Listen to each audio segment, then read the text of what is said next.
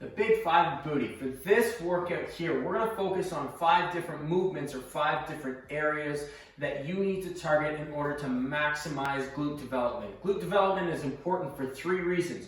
First and foremost, stronger glutes, better injury prevention, specifically for your lower back and for your knees. Secondly, performance. Glutes sit at the center of the human body. They will help you to perform better in upper body movements, lower body movements, and absolutely in full body movements, specifically in any sort of sporting activity. And lastly, obviously, perhaps the most important, aesthetics. So our big 5 movements for training our glutes are going to be squats, hip thrusts and bridging exercises, deadlifts, some sort of lunging exercise, and then some sort of abduction type movement. So what we're going to do is 5 variations of these exercises, 1 of each, and we're going to perform them for 2 rounds, 15 of each on the first set, and then 12 of each on the second set. So you're going to need a dumbbell. Bench is optional. You can also have 2 dumbbells, might work a little bit better for you. First exercise we're going to do, we're going to grab our dumbbell goblet squat, one of the main foundational exercises in any good solid strength training program. I'm going to squat down, toes point out, 15 to 30 degrees wide. I'm going to drive my knees wide, keep my chest up. I go down into my squat, come up. That's 1 rep. We got 15. Down, drive up with a squeeze, 2. Down, up with a squeeze, 3. Down, up with a squeeze, 4. Down, up with a squeeze, 5. Down, up with a squeeze, 6. Down, up, squeeze, 7. Down, up, squeeze, 8. Down, up, 9. Down, up, 10. 5 more. Down, up, 5.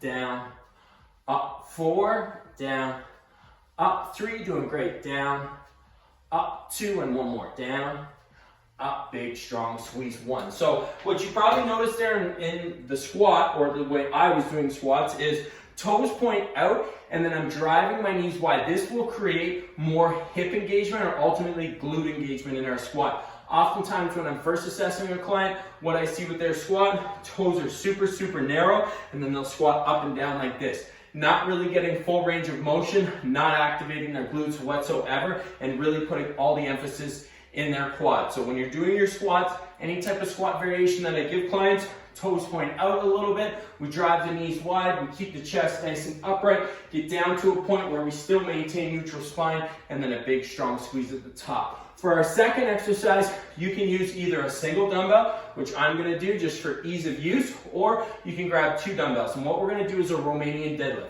With the Romanian deadlift, from here, what I'm going to do is I sit back at the hips, and then I drive forward and squeeze. We're hinging at the hips. This is a very hip dominant exercise. Lower back stays nice and straight and flat as we go down. Little stretch in the hamstrings. On the way up, I drive and I squeeze through those glutes. So I'm going to grab my dumbbell here. I keep my shoulders back. If you don't have a dumbbell, no problem. Just perform the exercise with either air dumbbells, Kansas hoop, balls of water, whatever you have accessible. If you have 2 dumbbells, it's 1 per hand. I'm going to hinge down, right to about mid-shin, drive up and squeeze. Hinge down, drive 2 down, drive, squeeze 3 down, drive, squeeze 4. Always concentrating on what my glutes are doing, stretching out, squeezing at the top. That's 6, 7, down, drive, 8, good. Down, drive, 9, down, drive, 10, down, drive,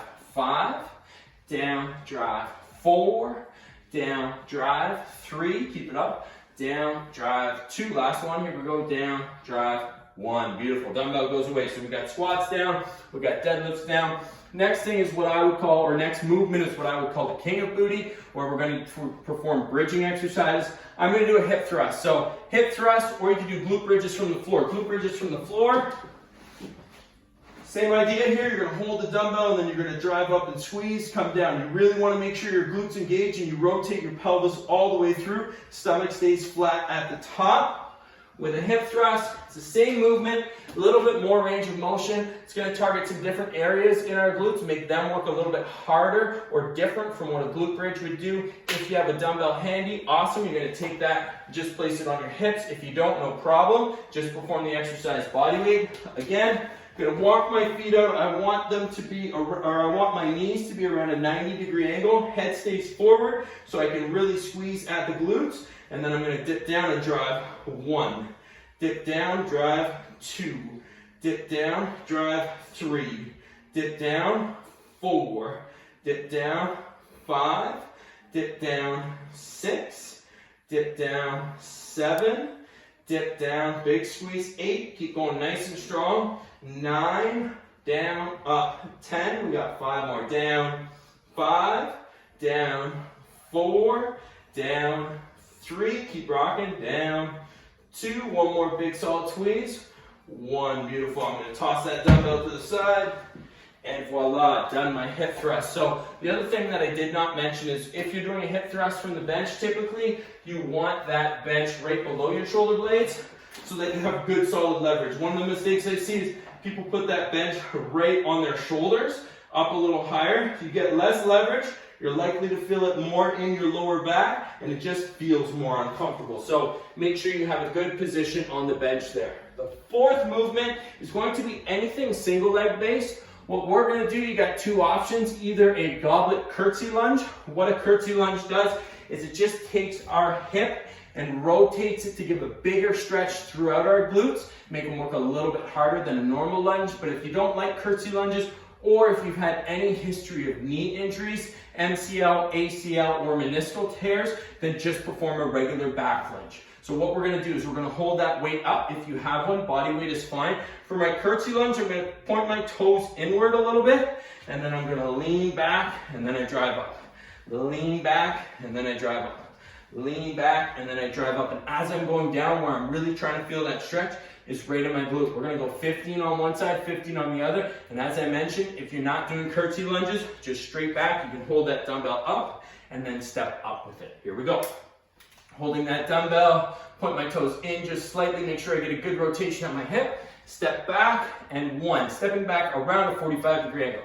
Back, 2. Back, 3. Back, 4. Back, 5. Back, 6. Back, 7. Make sure that core is engaged. 8. Good. 9. 10. We got 5 more. Step 5, step 4, step 3, step 2, step 1. Gonna switch sides. Here we go. Back and 1. Good. 2. Good. 3. Same idea. Core nice and strong. 4. 45-degree angle. 5. 6. 7. Good. Keep rocking. Back. 8's good. Back. 9. Back. 10. Back. 5. Back. 4. Back. 3. We're almost there. Back. 2. Last one. Back. 1. Beautiful. Done with our lunges. Okay, the last movement, as I mentioned, abduction type exercise. So I'm going to be lying down here. I'm going to give you 2 options. Option number 1, you're lying down, head is rested. With our glutes, specifically medius and minimus, the 2 at the side, we want to angle our foot down so that we can really expose the glutes, get a good stretch. As I'm bringing that leg up, I'm going back here at about a 10-degree angle. So I'm not coming straight up and down, pushing back, a little glute activation. 1, 2, 3. That's option 1. Option 2, we're going to hold a side plank. So get our core engaged here a little bit more, and then same idea. 1 for 15 reps. So I'm going to go with this variation. Ready, set, and 1, 2. Keeping that foot down. 3, 4, 5. If this bugs your back at all, 6. Go back to that other variation. 7, 8, 9, 10. We got 5 more. 5, 4, 3, 2. Last one. 1. Beautiful. Okay, we're going to switch to our other side. This is going to complete round 1.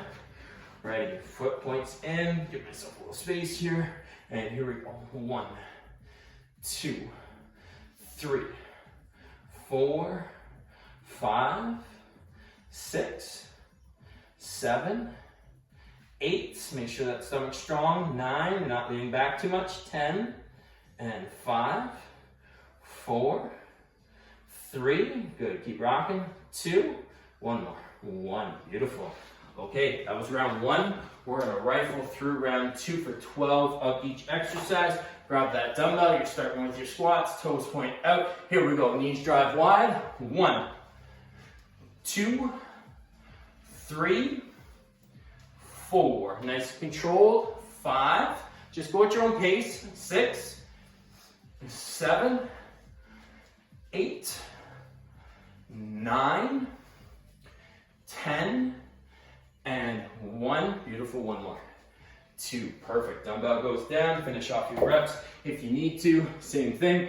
Deadlifts. Grab that dumbbell. With the deadlift, again, you want to make sure I always check my own deadlifts with a side angle view. Oftentimes I'll film myself, keep those shoulders back, sit back, drive, make sure I have that perfect form. What you should see in your shirt is just a nice flat back. So you shouldn't see any rounding this way or any rounding that way. Deadlifts, here we go. 12 reps. Sit back. 1, back. 2, back. 3, back. 4, back. 5, back. 6, back. 7, back. 8, back. 9, back. 10, back. 1, back. 2. Beautiful. Finish off your reps if you need to. Take your time. We're going to set up for our hip thrust, glute bridge, whichever your preference is. In terms of glutes, glute training, one of the biggest things that I want to ensure that my clients can do first and foremost before we get to loading them up is that they can get that good posterior pelvic tilt. So my glutes here sit at the back. The more I squeeze, the more they can rotate, the better they can fire, the safer I'm going to be with any of these exercises. If you can't get those glutes to fire, they're a little bit inactive, what will happen is there's no movement through the pelvis, and as you come up, you're just going to place emphasis through your lower back. So if that's the case, you feel anything in your lower back with this exercise, just go body weight for it, go a little bit slower, put your hands right on your pelvic girdle, and just try and make sure you're squeezing and rotating through. Slowly but surely, over time, you'll be able to increase your gluteal activity, increase strength, and then you can start loading up the movement. Okay? Here we go, 12 reps. Down in my proper position, bench on my shoulder blades, dip down, drop 1, down, 2, down, 3, down, 4, down, 5, down, 6, down, 7, down, 8, down, 9, down, 10. We got 2 more.